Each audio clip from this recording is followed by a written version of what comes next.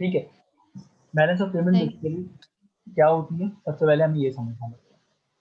देखो balance of payment जो है ना बेसिकली एक रिकॉर्ड है सारी उन इकोनॉमिक ट्रांजेक्शन्स का जो कि पैसों की बुनियाद पर होती है। ठीक है। अच्छा, बैलेंस ऑफ पेमेंट जिस तरीके से नाम है ना, उसी तरीके से तुम इसको समझो कि ये एक इस तरीके से एक चीज है, क्या कहते हैं कि जितनी भी पेमेंट दो कंट्रीज के दरमियान हो रही है आपस में, उनको बैलेंस यानी उनको बराबर रहना चाहिए। बैलेंस ऑफ पेमेंट का मतलब ये है कि क्या वो बैलेंस है या वो नहीं है। ठीक है। और अगर नहीं है तो फिर बैलेंस कैसे किया जाए, ये बैलेंस ऑफ पेमेंट का अक्सर मकसद होता है। जिसकी वजह से इसके अंदर जो है वो कुछ अकाउंट्स आते हैं, जो तीन मेन अकाउंट्स होते हैं वो मैं भी लिखूंगा। यानी एक कंट्री दूसरी कंट्री के साथ किस तरीके से ट्रेडिंग कर रही हो, या कोई भी तरीके से उनका फाइनेंशियल फ्लो, इनफ्लो या आउटफ्लो, यानी यहाँ से पैसा जाना किसी भी तरीके से, या यहाँ पे पैसा आना, इन दोनों का बैलेंस रखना वो बेसिकली बैलेंस ऑफ पेमेंट कहलाता है। ठीक है, समझ आ रहा है? जी जी। हाँ चलो अभी देखो। अच्छा,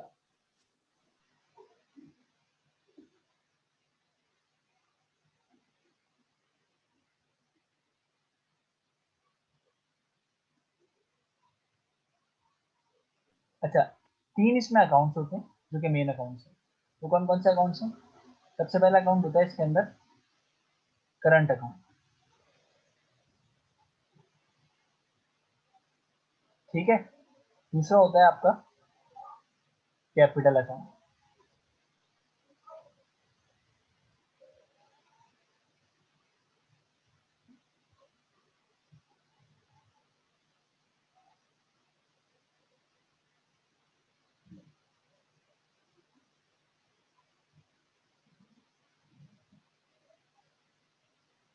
और तीसरा होता है आपका इसका ऑफिशियल फाइनेंसिंग अकाउंट। बहुत ही कोई खराब है official financing.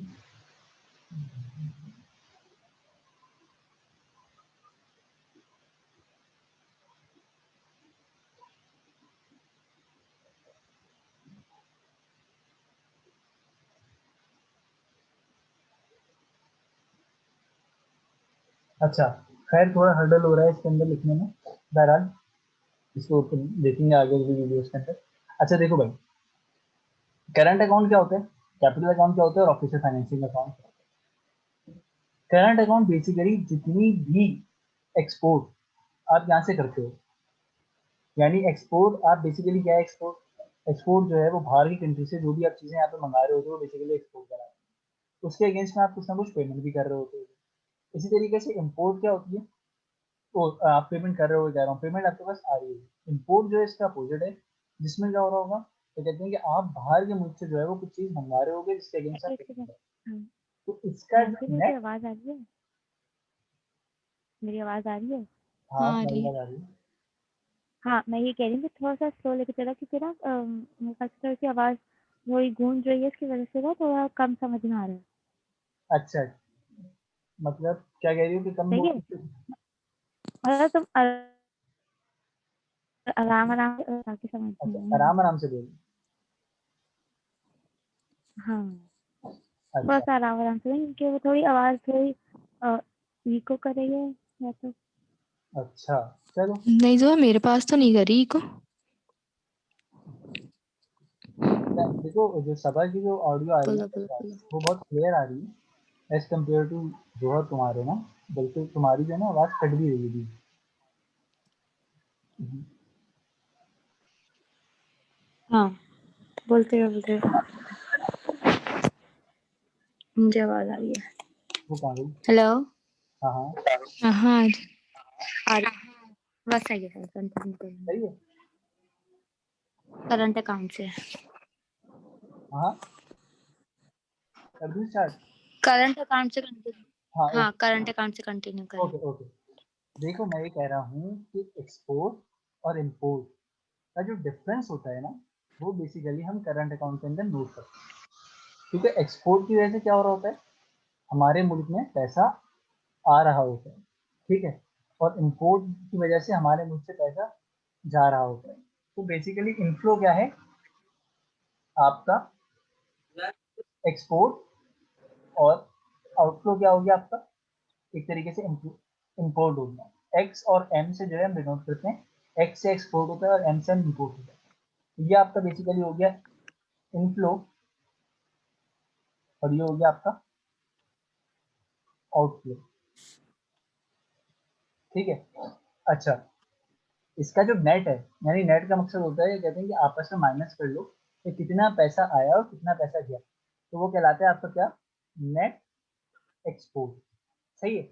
Net export basically current account के अंदर, यानी समझ लो करंट अकाउंट एक अकाउंट का नाम है, उसके अंदर नेट एक्सपोर्ट आता है और साथ ही साथ एक और चीज आती है, वो क्या होती है इसी के अंदर, एक तो ये आ गया इंपोर्ट और आपका ट्रेड आ गया बेसिकली, इंपोर्ट और एक्सपोर्ट।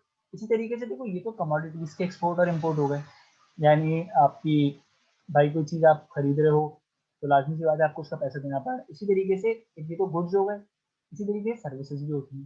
सही है। तो ट्रेड इन सर्विसेज हो या ट्रेड इन गुड्स हो, यानी एक्सपोर्ट आप सर्विसेज कर रहे हो या गुड्स कर रहे हो, दोनों के सूत्रों में जो पैसा आपके पास आ रहा है वो करंट अकाउंट के अंदर इनफ्लो के तौर पर शो होगा, और जो पैसा आपके पास से जा रहा है, यानी अगर आप कुछ सर्विस बाहर से ले रहे हो बाहर के मुल्क से, तो वो पैसा आपके पास जा रहा होगा।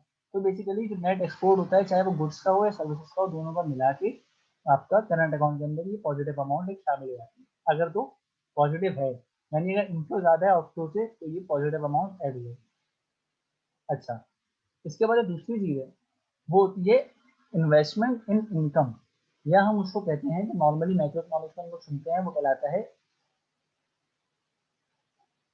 N NFP. सही है, नेट फैक्टर पेमेंट कहलाता है ये। ठीक है, इसको हम कहते हैं नेट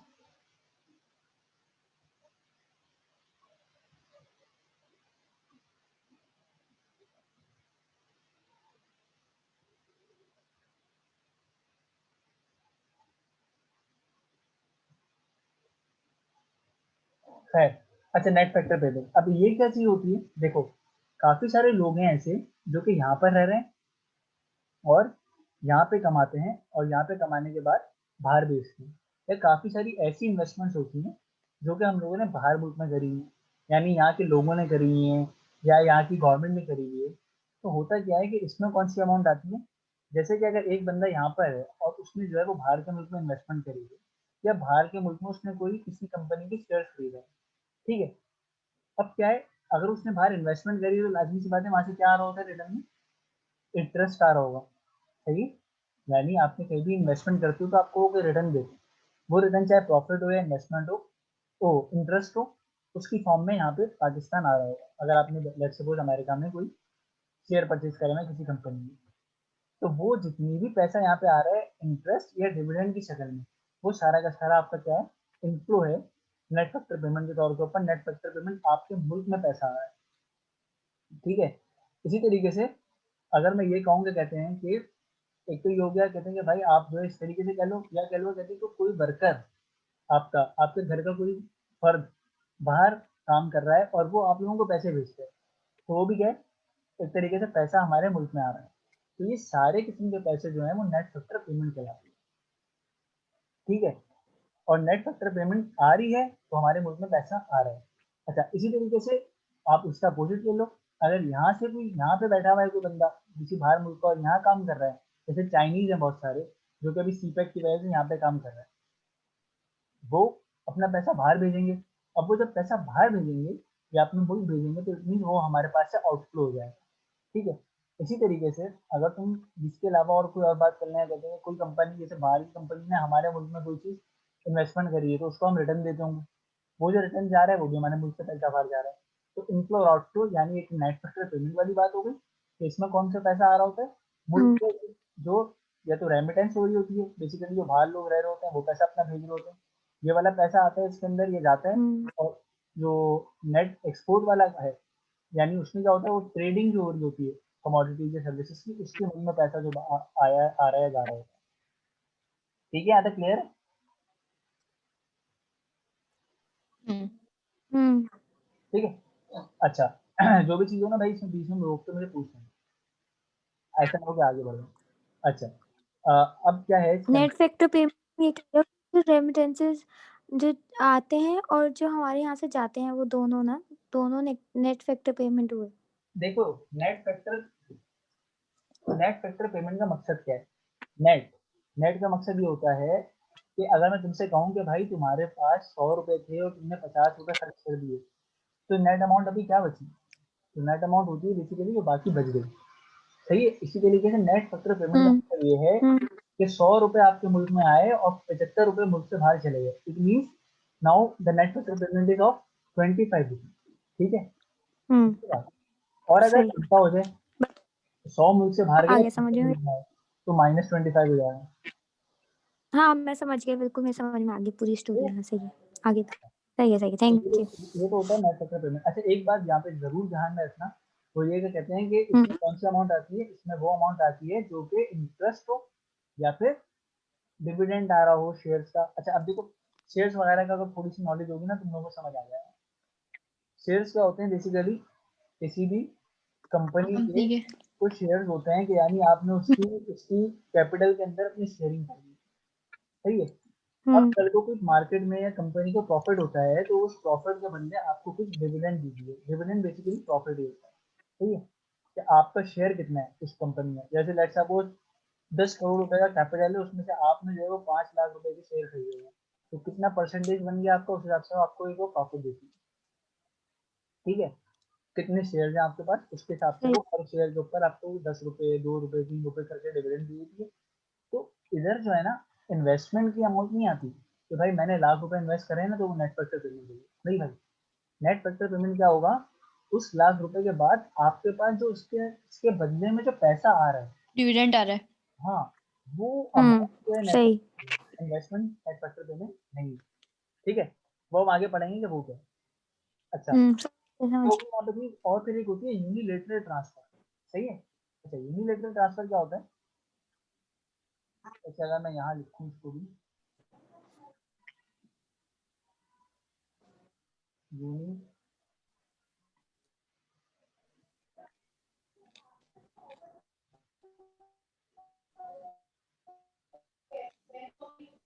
यूनिलेटरल ट्रांसफर। अच्छा, ये इस किस्म के ट्रांसफर हैं कि आप एक साइड को, जैसे होता है ना, हम कहते हैं बायलेटरल, यूनिलेटरल का मतलब होता है एक तरफा, बायलेटरल होता है दो तरफा।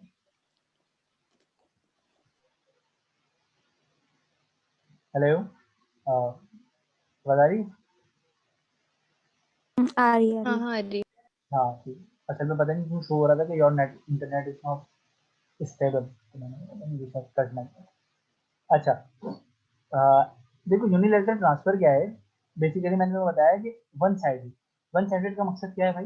जैसे आपका मुल्क या आपका मुल्क बाहर से कोई पैसे ले रहा है, फॉरेन एड, सही है, डोनेशन, एड, ये क्या होता है? एक तरफा पैसा है ना, मुल्क में पैसा आ गया, यूनिलेटरल ट्रांसफर है।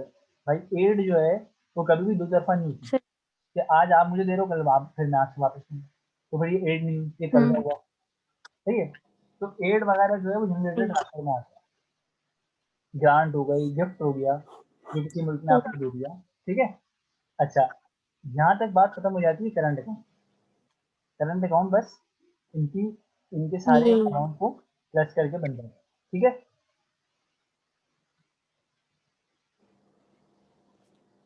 सही। अच्छा, अब कैपिटल अकाउंट क्या है? अच्छा, एक बात हम और याद रखना है यहाँ पे कि करंट अकाउंट और कैपिटल अकाउंट बेसिकली एक दूसरे के अपोजिट है।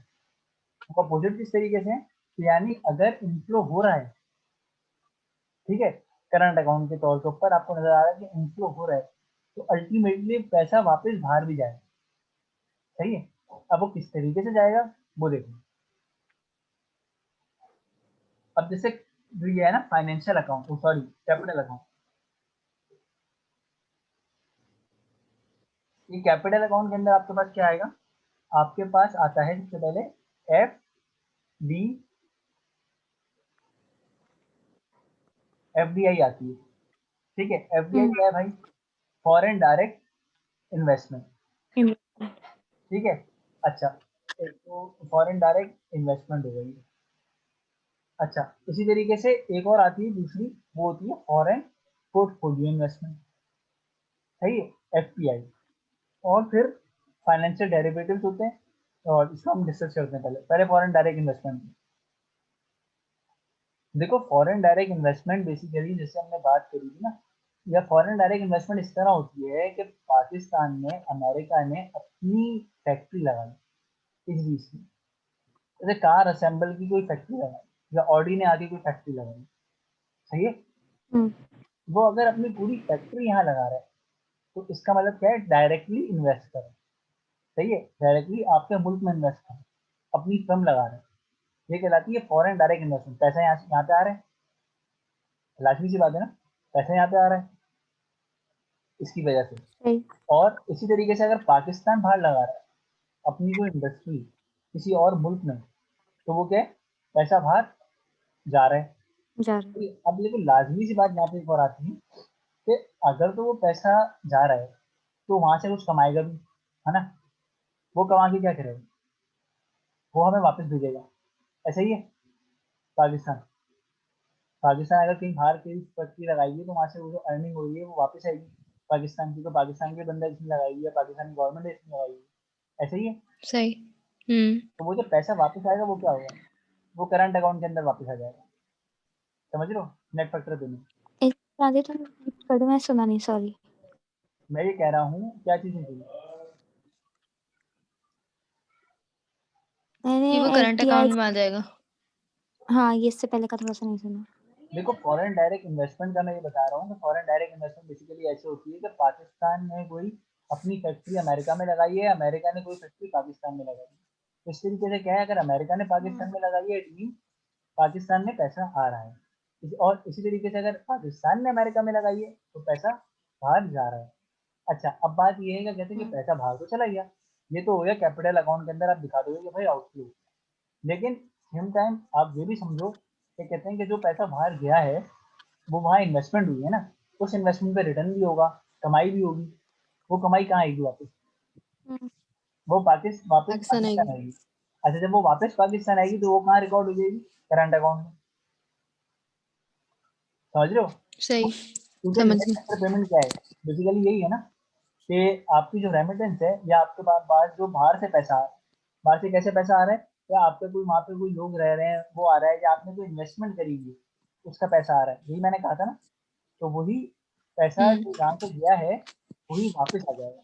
यानी बेसिकली इसका मकसद ये है कि अगर इनफ्लो या फिर आउटफ्लो हो रहा है, पैसा बाहर जा रहा है, तो पैसा वापस भी आएगा, यहाँ पे किसी और मद में आएगा, किसी और तरीके से आएगा। अच्छा ये तो होती है डायरेक्टली इन्वेस्टमेंट, इस तरीके से डायरेक्ट हमने कोई फैक्ट्री वगैरह लगा दी, लेकिन अब जब इसका मतलब हम ये समझ सकते हैं, एक सेकंड, इसका मतलब हम ये समझ सकते हैं कि जो पैसा हम कैपिटल अकाउंट से के जरिए हमारे पास से जा रहा है वही करंट अकाउंट पे वापस आ रहा है। हाँ, लेकिन किस तरीके से, अलग अलग तरीके से आ रहा है, लाजमी सी बात। ऐसा नहीं है कि अगर मैं ये डायरेक्टली मैं ये नहीं कह सकता कि अगर 10 लाख रुपए हाँ वो तो समझ गई। ये सही सही। डायरेक्टली इन्वेस्टमेंट करी 10 लाख रुपए तो भाई 10 लाख रुपए फौरन वापस पैसा आ गया, ऐसा नहीं है, सही है। वक्तन फवक्तन उसके सही। उसके मुकाबले में फिर कुछ और चीजें भी आएंगी, लाजमी सी बात है। नेट फैक्टर पेमेंट भी नहीं है खाली, हम्म, हो सकता है कहते हैं कि ट्रेडिंग और हो रही हो, इम्पोर्ट एक्सपोर्ट भी हो रहा हो, पैसा, लाजमी सी बात है ना। जब आपने वहाँ पे अगर कोई चीज़ लगाई है, सही है, तो फिर वहाँ वाले लोग भी खरीद रहे होंगे चीज़ें, क्या पता आपकी, और फिर आपके वाले भी शायद क्या पता वहाँ वाली वो चीज़ें आपकी जो वहाँ का ब्रांड है वो खरीद रहे हो, तो आपका भी पैसा जो है वो यहाँ से जा भी सकता है, वापस भी आ सकता है। यानी अल्टीमेटली जो बात है ना कहने की, वो ये है कि कहते हैं करंट अकाउंट और कैपिटल अकाउंट आपस में इस तरह होता है कि अगर एक तरफ से इनफ्लो होता है तो दूसरी तरफ से वो पैसा वापस किसी न किसी और तरीके से कहीं चला जाता है। सही सही। अच्छा अब portfolio investment, foreign portfolio investment, portfolio investment क्या थी, आप किसी कंपनी के शेयर बाय कर लेते हो, जैसे कि आपका अली बाबा है ना, अली बाबा जो ये है अली एक्सप्रेस जिसको हम्म, अच्छा हम्म, अली एक्सप्रेस ने क्या करा है, बेसिकली दराज को एक्वायर कर लिया, जो यहाँ की दराज है वो अब अली बाबा चला रहा है 2018 या 19 से मेरे ख्याल में। अच्छा अब ये क्या है, उसने कोई फॉरेन कोई फैक्ट्री नहीं लगाई, सही है, उसने क्या करा है, शेयर परचेज कर लिया, तो डायरेक्टली तो फैक्ट्री तो नहीं लगाई ना, तो दराज कोई वो तो नहीं सही। सकती, दराज तो यहाँ पर लगा। अब अगर चलो दराज को हम ये कह सकते हैं हद तक कि क्या पता उसने पूरी की पूरी खरीद ली, ठीक है, अगर हाँ, तो उसने, सिर्फ शेयर्स थोड़ी तो पूरी खरीद ली ना, जब उससे वही चला रहा है तो अली हाँ बाबा। नहीं देखो मैं तुम्हें बताता हूँ, कुछ शेयर ज्यादा ले लिया, 50 से ज्यादा। क्या क्या क्या? मैं कह रही हूँ कि दराज को अगर अली बाबा चला रहा है तो उसका मतलब ये कि ज्यादा शेयर्स ले लिए होंगे ना उसके, तभी चला रहा होगा ना। हाँ बिल्कुल बिल्कुल। जब भी मतलब आप कह लो, कहते हैं सर्टेन परसेंटेज होती है, मेरे हिसाब से जो है वो 20% होता है। 20% अगर शेयर होते हैं ना आपकी किसी भी फर्म में, तो फिर आप उसकी डायरेक्टरशिप में हम्म, हो। सही है। तो कोई भी जो भी कोई क्या कर मामला सकते होते हो आप? हैं वो कभी भी आपकी से कंसेंट लिए बगैर नहीं हल किए जाते, या कंसेंट लिए बगैर कोई भी उसको ओके नहीं दे सकता। जैसे अगर 5 बंदे हैं हम्म, जिन्होंने 20% लिया हुआ है, तो पांचों उसमें बराबर के शरीक होंगे उस फैसले में। ठीक है। तो बिल्कुल हम्म, ये मैंने फिर बात को भी वो कहा है, क्या कहते हैं कि हो सकता है, कहते हैं कि अगर उसने खरीद लिए तो फिर तो वो बात फॉरेन डायरेक्ट इन्वेस्टमेंट पे आ जाती है। लेकिन जैसे कि मैं अपना अगर बताऊं तो जैसे निजाम बैंक, उसके हम्म, तकरीबन कोई 20% शेयर हैं जो कि किसी बाहर की कोई सी कंपनी ने खरीदे हैं, ऑयल प्रोड्यूसिंग कंपनी। ठीक है। अच्छा, अब क्या है, यहाँ ऑपरेट कर रहा है, मीज़ान पाकिस्तान का वैसे लग रहा है। ठीक है। लेकिन क्या है, कहते हैं कि शेयर खरीदने में ना, तो बेसिकली उन्होंने क्या करी है, उन्होंने करी है पोर्टफोलियो इन्वेस्टमेंट। सही। सही है, क्योंकि शेयर खरीदे हैं, यानी टोटल उनकी कंपनी नहीं है, उन्होंने कोई फैक्ट्री स्टैब्लिश नहीं करी, उन्होंने कोई अपना बैंक नहीं खोला यहाँ पे। उन्होंने वो जो बैंक खुला था उसके शेयर परचेज करे कुछ परसेंट में। ठीक है। सही। तो ये सही। कहलाता है फॉरेन पोर्टफोलियो इन्वेस्टमेंट। और फिर इसके बाद जब हम बात ये करेंगे पोर्टफोलियो इन्वेस्टमेंट की, तो क्या और होता पोर्टफोलियो इन्वेस्टमेंट में जरूरी तो नहीं है ना कि आपकी यानी आपकी चल रही हो उसमें। है? जैसे नहीं अभी तो नहीं मीज़ान बैंक का बता नहीं रही नहीं है, नहीं नहीं, 20% उससे जरूरी नहीं, हाँ, सही जरूरी है, नहीं सही। है, जरूरी नहीं है भाई। देखो, ज़रूरी नहीं, सही, लाजमी सी सही। बात है, 2% शेयर भी जिसने खरीदे ना वो भी तो इन्वेस्टमेंट ही है ना उसकी। हाँ, सही है। अब भले ही उसको कोई डायरेक्टरशिप ना मिले, इन्वेस्टमेंट तो है उसकी। हुँ, उसके अगेंस्ट में उसको क्या मिलेगा? हुँ, उसके अगेंस्ट में उसको प्रॉफिट मिलेगा। क्या? डिविडेंड। हुँ, डिविडेंड के लिए तो वो बंदा भी सही। लायबल होता है जिसने शायद अगर करोड़ 1 करोड़ रुपए की अगर फर्म है और उसने अगर कोई 100 रुपए के शेयर भी परचेज करेंगे तो उसको भी डिविडेंड मिलेगा, भले ही 2 रुपए की ना मिले। हाँ, तो उसका सही है। हकदार होता है। तो इस तरीके से फॉरेन पोर्टफोलियो इन्वेस्टमेंट जब आप करते हो कहीं भी किसी और मुल्क में, तो पैसा आप बाहर बेचते हो। सही है। अगर किसी हुँ, मुल्क में कर रहे हो, हुँ, लोकल की बात नहीं कर रहे हैं। सही है। तो कोई बाहर वाली कंपनी अगर हुँ, आपके शेयर परचेज करे या आप बाहर वाली कंपनी के शेयर परचेज करो, तो ये होती है foreign portfolio investment. Inflow outflow वही वाला तरीका होगा। और इसके अगेंस्ट में फिर आपको क्या मिलेगा? डिविडेंड। जो कि फिर कहाँ हुँ, कहाँ नजर आएगा आपको? करंट अकाउंट में। क्योंकि नेट फैक्टर पेमेंट के अंदर सही। आपको जो है वो हमने देखा है कि हम वहाँ पे डिविडेंड वगैरह आते हैं। सही है। हुँ, तो ये यहाँ पे बात हो जाती है। अच्छा, फिर एक चीज आती है फाइनेंशियल डेरिवेटिव। सही है। अच्छा, अब फाइनेंशियल डेरिवेटिव क्या है? सबसे बड़ी बात ये। अच्छा, डेरिवेटिव जैसे हम लोग मैथ्स में देखते हैं ना, वो क्या होता है? Basically change. चेंज हम कहते हैं हुँ, डेरिवेटिव, ऐसे हम जब देखते हैं किसी भी चीज को। अच्छा, यहाँ डेरिवेटिव का हुँ, मतलब ये है कि कहते हैं कि ड्राइव करना, ड्राइव करने से डेरिवेटिव निकला है। अच्छा, अब सही। ड्राइव करना किस तरीके से? यानी कोई भी ऐसी कॉन्ट्रैक्ट या कोई भी ऐसा सेटलमेंट या एग्रीमेंट जिसके हुँ, जिससे आप कोई किसी भी चीज की वैल्यू ड्राइव कर रहे हो। अच्छा, अब ये क्या बात हो गई? भाई देखो, ये इस तरीके से है कि अगर कोई बंदा है यहाँ पे और वो अपना, आप समझ लो, कहते हैं कि वो इम्पोर्ट कर रहा है कोई चीज बाहर से। तो अब इम्पोर्ट जब वो कर रहा है तो लाजमी है उसको पता है कि भाई मुझे पेमेंट करनी है। अब शिपमेंट आएगी, 2-3 महीने लगेंगे, सारी प्रोसीजर होगा। तो वो क्या करता है, वो बैंक के पास जाता है अपने, और उसको बोलता है कि भाई मुझे बाहर पैसा भेजना है, ये मैं सामान मंगवा रहा हूँ, और इस तरीके से मुझे बाहर पैसा भेजना है, तो आप ये करें कि हम कोई एक फ्यूचर कॉन्ट्रैक्ट में दाखिल हो जाते हैं। सही, फ्यूचर कॉन्ट्रैक्ट शायद मैंने पढ़ा है। अच्छा, फ्यूचर नहीं कॉन्ट्रैक्ट मानती हूँ। क्या होता है? फ्यूचर कॉन्ट्रैक्ट का मकसद ये है, कहते हैं कि भाई देखो, एक चीज होती है स्पॉट एक्सचेंज रेट, ये हम बाद में पढ़ेंगे वैसे। बहरहाल इसका मकसद ये है, कहते हैं कि भाई देखो, होता ये है कि अब इम्पोर्टर को क्या फिक्र होती है, फिक्र ये होती है कि यार आज मैं एक चीज मंगवा रहा हूँ 100 रुपए की बिकती। सही है, क्योंकि करेंसी डिफरेंट है, $100 की बिकती। और मेरे हिसाब से वो मुझे पड़ रही है, लेट सपोज 100 रुपए का आज डॉलर चल रहा है, तो मुझे 10,000 रुपए की पड़ेगी। अच्छा, लेकिन आज मैं मंगा रहा हूँ और आज मैं इसे डील कर रहा हूँ, और अगर कल को जो है वो, जब मेरी पेमेंट की बारी आई, तो अगर उस वक्त जो है वो डॉलर जो है वो महंगा हो गया, क्योंकि वो $100 ही रखेगा, लाजमी सी बात है। लेकिन जब आप अपनी पेमेंट को उसको देने जाओगे, तो यहाँ पे तो कन्वर्जन होगी ना रुपीस की। तो क्या होगा, अगर डॉलर बढ़ गया उस वक्त, तो क्या होगा, आपको ज़्यादा पैसे देने पड़ जाएंगे। ठीक है। तो हुँ, अब इस चीज़ को, इस रिस्क को कवर करने के लिए वो क्या करता है, बैंक के पास जाता है, उसको बोलता है एक फ्यूचर कॉन्ट्रैक्ट में दाखिल हो जाए। तो फ्यूचर कॉन्ट्रैक्ट का मकसद ये होता है कि भाई आप कोई एक एग्री कर लें मुझसे रेट, सही है, कि भाई आज से 3 महीने बाद अगर आप पेमेंट करते भी हैं तो irrespective of the exchange rate, उस पर कोई भी एक्सचेंज रेट हो, चाहे आज अगर 100 है तो कल अगर 200 भी क्यों ना है, कोई एक बात आज आप एग्री कर लें तो इसके ऊपर आप मुझे कल पेमेंट करने दें, ठीक है। अब लाजमी सी बात है, अब ये बात आती है यहाँ पे,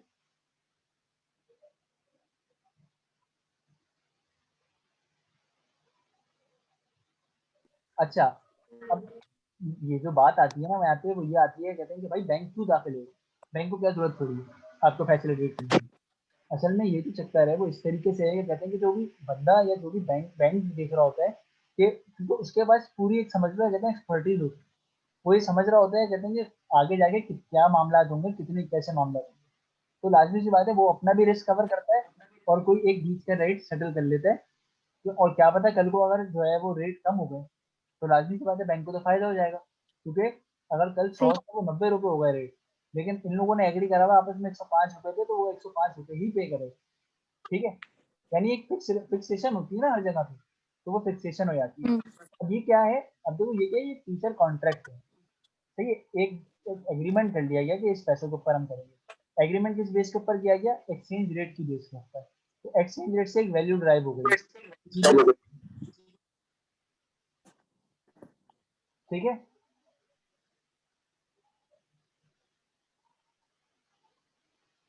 आवाज आ रही है? आ रही है हाँ आ रही है। हाँ हाँ भाई बोलो तो सही। अच्छा मैं ये कह रहा हूँ कि कहते हैं, समझे बात, कुछ समझे या कुछ नहीं समझे? हाँ हाँ समझ गए। ये थोड़ी सी कंफ्यूजन हाँ है, बताओ बताओ। थोड़ा सा रिपीट करो। अच्छा रिपीट करो, ओके। मेरे कहने थोड़ा का सा बस, मतलब ये है सिर्फ कि सिर्फ ऊपर से बता दो मुझे, मैं समझ में आ देखो जाएगा बस। फाइनेंशियल डेरिवेटिव जो मैं कह रहा हूँ ना, वो देखो सिर्फ सिंपल इतने होते हैं, डिफरेंट किस्म के, future contract, forward contract, swap options, ये बेसिकली इस किस्म के कॉन्ट्रैक्ट होते हैं जिनकी फाइनेंशियल एक नीचे एक वैल्यू, ठीक है। ऊपर नाम क्या होता है कि आपस में दो बंदे कर रहे हैं, सही है, कोई एग्रीमेंट कर रहे हैं, सही। और लेकिन उसके अंडर के अंदर क्या है, वो पैसों की बात हो रही है, पैसों के मामला हल हो, लेकिन किसी अलग नाम से है, सही। तो कहलाता है फाइनेंशियल डेरिवेटिव। फाइनेंशियल का मतलब क्या, पैसों वाली लेन देन, बट डेरिवेटिव्स क्या, कि बेसिकली ड्राइव कर रहे हैं उसका वैल्यू, असल में वो एग्रीमेंट है तो उसके अंडर में पैसा आ रहा है, ठीक है। तो ऐसे भी डेरिवेटिव्स क्या करते हैं, ये भी बेसिकली इनफ्लो आउटफ्लो होता है। यानी अगर मैं कल को कहूँ कि मैं इम्पोर्टर हूँ ना, मैं एक फाइनेंशियल डेरिवेटिव क्या बना रहा हूँ कि भाई कल को मुझे पैसे देने हैं, इट मीन्स क्या है, ये आउटफ्लो है ना मेरे पास से, फॉरेन डायरेक्ट आपका वो फाइनेंशियल डेरिवेटिव में क्या है, आउटफ्लो हुआ। और अगर इसी तरीके से एक्सपोर्टर हूँ मैं, सही है, तो बाहर से भी कितना मेरा फाइनेंशियल डेरिवेटिव बनना है, यानी बाहर से मुझे लोग कितना पैसे भेजेंगे, तो वो इनफ्लो, ठीक है। तो ये तीन चीजें इसमें भी आ गई, फॉरेन डायरेक्ट सही। इन्वेस्टमेंट, फॉरेन पोर्टफोलियो इन्वेस्टमेंट और फाइनेंशियल डेरिवेटिव, ठीक है। सही। ये तीनों चीजों को जब आप प्लस करोगे तो वो बन जाता है कैपिटल, ठीक है। अब जो हमारे कहने का मकसद है वो ये होता है कि ये दोनों करंट अकाउंट और कैपिटल अकाउंट, इन दोनों की जब आप अमाउंट देखते हो ना, तो वो नॉर्मली या यूजुअली कह लो क्या होती है, जीरो, सही है। बैलेंस ऑफ पेमेंट का मकसद ये होता है करंट अकाउंट और कैपिटल अकाउंट को जब आप प्लस करो ना, तो आपके पास जो बैलेंस, जो आपका जो मतलब कह लो, कहते हैं कि जो बराबर है, कैपिटल अकाउंट और करंट अकाउंट बराबर है बेसिकली, ठीक है। तो ये आपका कहलाता है कि हाँ भाई अब आपका जो है बैलेंस ऑफ पेमेंट इक्वल है, यानी बैलेंस ऑफ पेमेंट ना डेफिसिट है ना सरप्लस,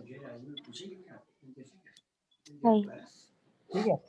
और अगर ऐसा कुछ होता है, यानी अगर जैसे हम कहते हैं ना आजकल हमारे पाकिस्तान में होता है कि बैलेंस ऑफ पेमेंट डेफिसिट है, ठीक है, क्योंकि करंट अकाउंट डेफिसिट है, अक्सर ऐसी आवाजें आती हैं। अच्छा ये क्या होता है, अगर करंट अकाउंट डेफिसिट चल रहा है, इसका मकसद क्या है, इसका मकसद ये है कि भाई आपके जो इम्पोर्ट है ना वो आप ज्यादा कर रहे हो, एक्सपोर्ट आप कम कर रहे हो, समझ रहे हो करंट अकाउंट में। समझ। हाँ, क्योंकि अगर आपके पास डेफिसिट है करंट अकाउंट का, जिसकी वजह से आपका बैलेंस ऑफ पेमेंट डेफिसिट आ रहा है, इट मीन्स कि आप इम्पोर्ट जो है वो ज्यादा कर रहे हो, बाहर पैसा ज्यादा जा रहा है, आ कम रहा है। अब क्या होगा, अब इस बैलेंस ऑफ पेमेंट का डेफिसिट हो गया, क्योंकि दोनों तो बराबर नहीं है, अगर बराबर आते तो ना डेफिसिट होता ना सरप्लस होता, नेट ऑफ हो जाता, सही है। अब डेफिसिट हो गया करंट अकाउंट में, करंट अकाउंट की वैल्यू कम शो हो रही है, तो बैलेंस ऑफ पेमेंट डेफिसिट में आ गया। अच्छा, क्योंकि बैलेंस ऑफ पेमेंट किससे बराबर होता है, current account plus capital account, सही है। सही। करंट अकाउंट जब नेगेटिव हो गया, डेफिसिट हो गया, तो बैलेंस ऑफ पेमेंट डेफिसिट हो गया। अब डेफिसिट को फाइनेंस कैसे किया जाए? हम ये कहते हैं ना कि भाई अब डेफिसिट तो हो गया, तो फाइनेंस कैसे किया जाए? तो फाइनेंस कौन करता है? फिर आता है सेंट्रल बैंक बीच में। वो क्या करता है? ऑफिशियल फाइनेंसिंग अकाउंट जिसको हम कहते हैं, ये कहलाता है बेसिकली ऑफिशियल रिजर्व फाइनेंसिंग। उसके पास जो रिजर्व रखा होता है ना, यानी आप कह लो, कहते हैं कि हम कहते हैं ना कि फॉरेन एक्सचेंज रिजर्व रखे हुए हैं हमारे पास, जर मुबादला इतना बढ़ गया, अक्सर ये सुनने को आता है।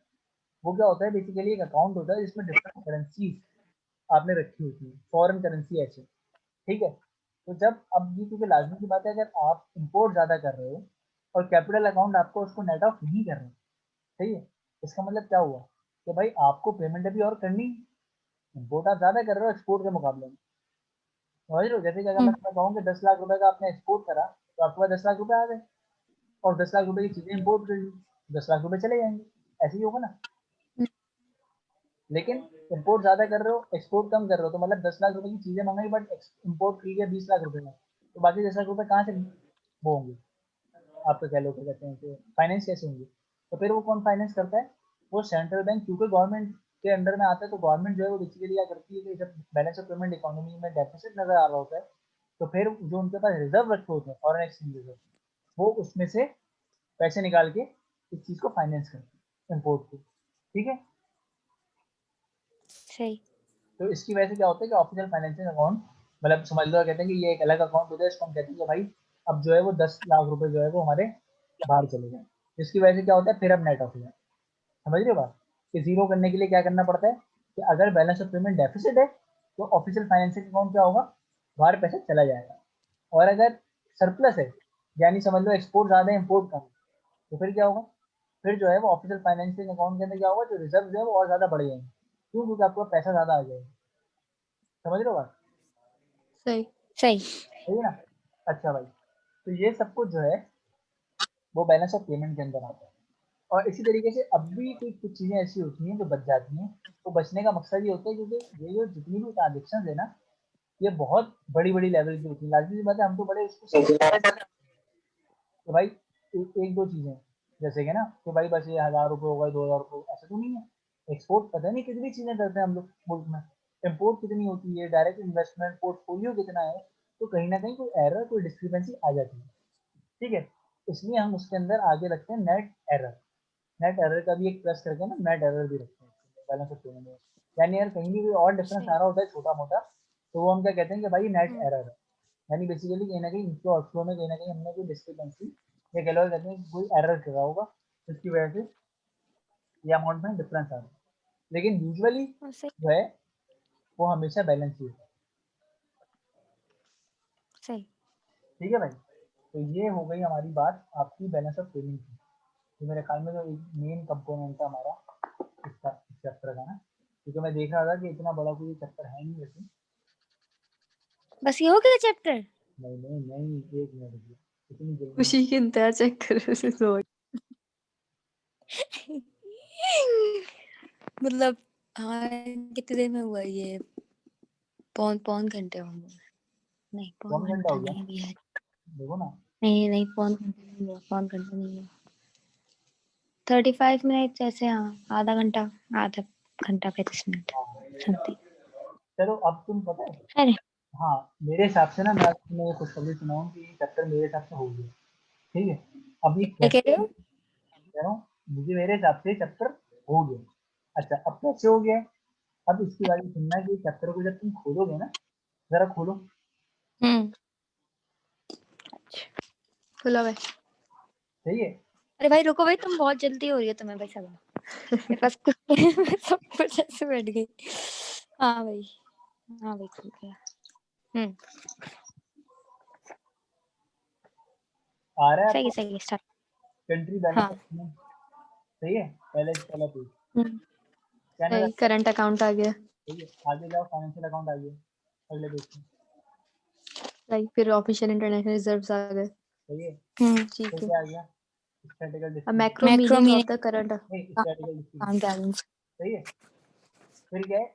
सही, वही मतलब होगा। करंट अकाउंट बैलेंस को ना ये थोड़ा और ब्रॉडली डिफाइन कर रहे हैं, जो मैं कर चुका हूँ मतलब, लेकिन वो एक अच्छा। explanation जो है वो अलग से दे रहे हैं सेपरेटली, करंट अकाउंट बैलेंस। उसका वो फॉर्मूला लिखे हैं नीचे, सही है। अच्छा, ये जो सही। हमारे पास इक्वेशंस है ना, ये वाली पेज नंबर 376 पे, इस पे बड़ी जलालत हुई थी क्लास में सबकी ना, तो इसमें ऐसा क्या है वो मतलब ये जलील करती रहती है, उनका तो काम ही है। नहीं तो मतलब मैं बेचारी पढ़ना चाह रही हूँ ना, मैं समझना चाह रही हूँ कि इसमें ऐसा क्या है कि हम उस वक्त मुंह बंद अच्छा करके हाँ बैठे हैं। सही। हाँ देखो इसके अंदर ऐसा कुछ भी नहीं लिखा हुआ।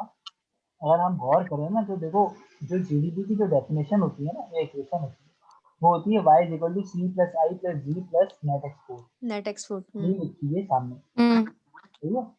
तो अब इससे उन्होंने ड्राइव करा है बेसिकली करंट अकाउंट का, आप कह लो क्या कहते हैं, इक्वेशन करंट अकाउंट की। किस तरीके से, ये देखो नेट एक्सपोर्ट क्या है बेसिकली, आप अगर एक तरफ ले आओ उसको, यानी उन्होंने क्या करा है कि भाई आप जो है, हाँ, अगर आप नेट एक्सपोर्ट हटा दो अभी फिल वक्त इसके अंदर, तो सी आई जी बेसिकली क्या है, ये आपका एक्सपेंडिचर है, ठीक है, ये एक्सपेंडिचर है। सही। इस तरीके से, क्योंकि भाई देखो कंजम्पशन भी एक्सपेंडिचर है, इन्वेस्टमेंट कर रहे हो कहीं ना कहीं, वो भी आप एक तरीके से जो है वो हो रहा है। आपको गवर्नमेंट परचेजेस करो तो वो भी जो है आपके, आपका जो है वो क्या कहते हैं, आपके एक्सपेंसिव। सही। गवर्नमेंट कहीं ना कहीं पैसे लगा दिया आपके, ठीक है। तो इन्होंने क्या करा कि भाई इसको कह दिया कि इसको देखो ये चीज़ इन्वॉल्व है। तो सी प्लस आई प्लस जी क्या हो गया, ई के बराबर हो गया, ठीक है, एक्सपेंडिचर के बराबर हो गया, हाँ सही। ठीक है। अब इसके बाद देखो इन्होंने सही। पेज पे 376 के पेज पे आखिरी लाइन में लिखा है y equal to E plus bracket में x माइनस है, ठीक है। सही। इसका मतलब क्या है कि उन्होंने ये फॉर्मूला लिख दिया। अब ये ई को लेगा एक साइड पे y के साथ, तो ये क्या बन गया y माइनस ई, यानी एक्सपेंडिचर अगर हटा दो टोटल जीडीपी में से तो क्या बच जाते हैं, नेट एक्सपोर्ट। समझ रहे हो, y सही माइनस सही ई सही सही सही net। सही। और सही हमने आगे समझ बिल्कुल। और हमने क्या देखा है कि नेट एक्सपोर्ट क्या होती है, हमने ऊपर देखा है करंट अकाउंट का, करंट अकाउंट के बराबर है, सही है। इन्होंने सही। The current account is equal to x minus n is equal to y minus E, यानी आप उसको y माइनस ई कहो या नेट एक्सपोर्ट कहो या करंट अकाउंट बैलेंस को बात होती है। तो करंट अकाउंट बैलेंस हम क्या कह रहे हैं यहाँ पे कि नेट एक्सपोर्ट के बराबर होता है, और नेट एक्सपोर्ट किसके बराबर होती है, y माइनस ई, सही। ठीक है। तो ये इन्होंने यहाँ पे समझाया।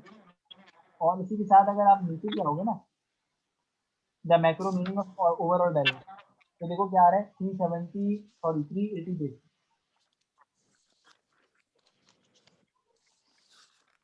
Macro meaning of overall balance, B is equals to CA plus FA। हाँ, current account plus balance sheet, ठीक है, ये सही। मैंने बताया। अच्छा उसके बाद क्या है, बी प्लस ओ आर, यानी बैलेंस ऑफ पेमेंट अगर तो बराबर नहीं हो रही, यानी अगर तो जीरो के बराबर नहीं हो रही, तो फिर उसमें आपको क्या करना पड़ेगा, plus officially reserve. O R. अगर आप कोई फाइनेंस कर रहे हो तो प्लस करोगे अमाउंट को, सही है, यानी वही वाली बात की, डेफिसिट आ रहा है तो प्लस करोगे। जैसे कि अगर बैलेंस ऑफ पेमेंट आ रही है तो वो नेगेटिव, डेफिसिट आ रहा है तो माइनस में आ रही है, सही है, -2 आ रही है, तो फिर आपको क्या करना पड़ेगा, 2 रुपए की आप रिजर्व फाइनेंसिंग करोगे तो +2, -2 +2 क्या हो जाएगा, 0, सही है। और अगर बैलेंस ऑफ पेमेंट आ रही है प्लस में 2 आ दोबारा रही है, दोबारा ये आवाज कट गई, आवाज कट गई। मैं कह रहा हूँ बैलेंस ऑफ पेमेंट अगर -2 आ रही है तो क्या है, बैलेंस ऑफ पेमेंट डेफिसिट, सही। ठीक है। अब फाइनेंसिंग कैसे करोगे, तो बाद में 2 +2 रुपए का करके। डेफिसिट आ गया तो 2 रुपए आप दोगे सही। बाद में, सही। तो -2 + 2 इक्वल टू 0 हो जाएगा। अच्छा इसी तरीके से क्या करना है, सही। अगर बैलेंस ऑफ पेमेंट पॉजिटिव हो, सरप्लस हो, तो +2 होगा बैलेंस ऑफ पेमेंट। और ऑफिशियल रिजर्व फाइनेंसिंग के क्या होगी, वो जो 2 रुपए बच गए आपके, सरप्लस हो गया, वो रिजर्व में चले जाएंगे, सही। ठीक है, हाँ मैं सब समझ गई हूँ। हाँ सही है। ओके। अच्छा जानसी एक और ये चीज मैं ये बता दूं कि हमें ना ये जो ये ऐसे लिखते हैं ना आई के सब्सक्रिप्ट में आई या फिर डी, ये मुझे बहुत कंफ्यूजिंग लगता है कभी कभार भाई। वो और अभी जैसे तुम देखो पेज नंबर डी, 377 पे देखो हाँ कि डी उसमें ना देखो वो देखो मैं तुम्हें बताऊं, डी इधर। बेसिकली हाँ डिजायर्ड इन्वेस्टमेंट, सही है, डी जो है सही। वो डिजायर्ड इन्वेस्टमेंट होती है, और सिंपल आई जो है वो बेसिकली आई ही होता है, मतलब इन्वेस्टमेंट। देखो डिजायर्ड और इन्वेस्टमेंट का मतलब ये है यार कि लेकिन इधर तो लिखा हुआ डोमेस्टिक इन्वेस्टमेंट है वो। क्या लिखा हुआ है, आई के सब्सक्रिप्ट ने दी है ना, हाँ हाँ 377 हाँ पेज नंबर पे देखो, पेशेंटली इक्वल टू वो आई, अच्छा हाँ तो ठीक वो है इसमें आई तो के उसमें जब दी, इंटरेस्ट तो जब आप मैक्रो इकोनॉमिक्स में देखते हो ना तो ये कहलाती है डिजायर्ड इन्वेस्टमेंट, सही है। अब इन्होंने यहाँ डोमेस्टिक की बात कर दी, असल में सही। बात ये थी कि इन्होंने इसको इसलिए क्लियर करा है क्योंकि हम ये देख रहे थे कि कैपिटल अकाउंट में हमें नजर आ रहा होता है एफडीआई, ठीक है। हम क्या कह रहे होते हैं मैं नहीं फॉरेन समझ, दोबारा बोलो, एक सेकंड सॉरी, दोबारा बोलो। कैपिटल अकाउंट में हमें क्या नजर आ रहा है एफडीआई, फॉरेन डायरेक्ट इन्वेस्टमेंट, ठीक है। एफडीआई नजर आ रहा होता है, वो क्या है इन्वेस्टमेंट है, सही है। सही और ये कौन सी इन्वेस्टमेंट है, फॉरेनर की ना, फॉरेनर जो इन्वेस्टमेंट, सही उसको क्लियर करने के लिए उन्होंने बताया है कि इन्वेस्टमेंट हम यहाँ लिख रहे हैं ना y इज इक्वल टू वो सी, डोमेस्टिक है। वो डोमेस्टिक, सही है। सही यानी करंट अकाउंट सही। बैलेंस में आप ये मत कंफ्यूज आया कि पता चले आप कहो कि भाई फॉरेन भी आती है इसमें कैपिटल अकाउंट में क्या डाल रहा है, सही है। तो उन्होंने उसको क्लियर करने के लिए यहाँ पे लिखा है। सही सही, मैं सही समझ में आ गया, सॉरी मैं समझ में आ गया, ठीक सही है, से मैंने रीड करके चैप्टर मैं समझ में आ कंप्लीट हो गया, चुका है। सही है। और पेज नंबर 381 से जो स्टार्ट होता है इंटरनेशनल इन्वेस्टमेंट पोजीशन, ये थोड़ा सा बता दो, यही बता चुके हो इंटरनेशनल इन्वेस्टमेंट पोजीशन। क्योंकि यही लास्ट चीज है, ये लास्ट चीज है उसकी चैप्टर की। Page number 381 international investment position. एक मिनट मुझे देखने क्या है कहाँ है।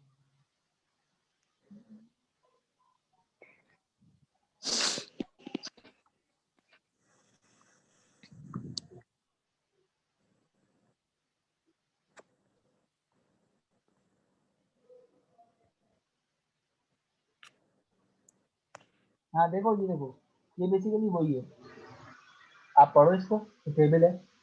यूएस ने इन्वेस्टमेंट करी बाहर, ठीक है, प्राइवेट में कितनी करी, डायरेक्ट इन्वेस्ट प्राइवेट लोगों ने कितनी करी है, डायरेक्ट इन्वेस्टमेंट कितनी करी है, अदर कितना कर, इससे जगह पे दूसरा लिखा हुआ है कि यूएस गवर्नमेंट ने बाहर कितनी करी है, फिर यूएस के ऑफिशियल रिजर्व एसेट कितने थे। अच्छा फिर इसके अपोजिट आ गए, बोलो ये फॉरेनर ने कितनी इन्वेस्टमेंट करी। एक सेकंड, तुम ये क्या ये मुझे समझा रहे समझ हो, मुझे नहीं समझ नहीं आया, आ रहा है। समझ नहीं आया। फिगर 16.3 ना? हाँ तुम देखो फिगर समझा इसमें रहे हो, अच्छा हाँ ये फिगर ही समझाई हुई है, सही ये वही चीज है, सही सही सही, वही हाँ तो चीज है, वहां से स्टार्ट करो, सॉरी मैं बिल्कुल नहीं समझी। ये वही चीज है जो हमने बताई है ना कि भाई देखो एक दफा वो लोग देख रहे हैं, कहते हैं कितना पैसा हमारे पास आ रहा है, यूएस ने इन्वेस्टमेंट बाहर कितना किया बाहर, और फिर उसके नीचे लिखा है foreign investment in United state, बाहर से कितना पैसा आया। जब दोनों को प्लस माइनस कर लेंगे तो वो नेट दिखा देंगे, तो वो फाइनेंशियल अकाउंट हो जाएगा बेसिकली, ठीक है। सही इसको जब सही सही पढ़ो ना, सही ऐसे में, देखो आदमी की बात है कि हमने हाँ कंप्लीट करा है तो ये सब हमने अपने तरीके से करा, तुम इसको पढ़ोगी पूरे हाँ हम, चैप्टर में, तो पूरे चैप्टर को जब पढ़ लो हाँ पढ़ेंगे, उसके बाद जो है वो फिर सवाल करेंगे, ठीक है। तो बढ़ जाए, सही है। मेरे ख्याल में चैप्टर तो एंड हो गया, ठीक है। हाँ हो गया चैप्टर एंड। अच्छा जाने, मुझे अभी बताओ, तुम कल से, कल हमें फिर चैप्टर 17 करा दोगे? मैं, हम लोग कोशिश ये करेंगे कि कल ना, कि कल हम पढ़ेंगे, क्या कहते हैं, चैप्टर 16, क्योंकि अब तो नहीं पढ़ सकते, कल ही पढ़ेंगे, देखो तो कल चैप्टर 16 थे हम पढ़, ना हाँ मैं जितनी भी अब चीजें कराऊंगा ना, जिसको एक मैं क्लास लेना चाह रहा था ताकि मैं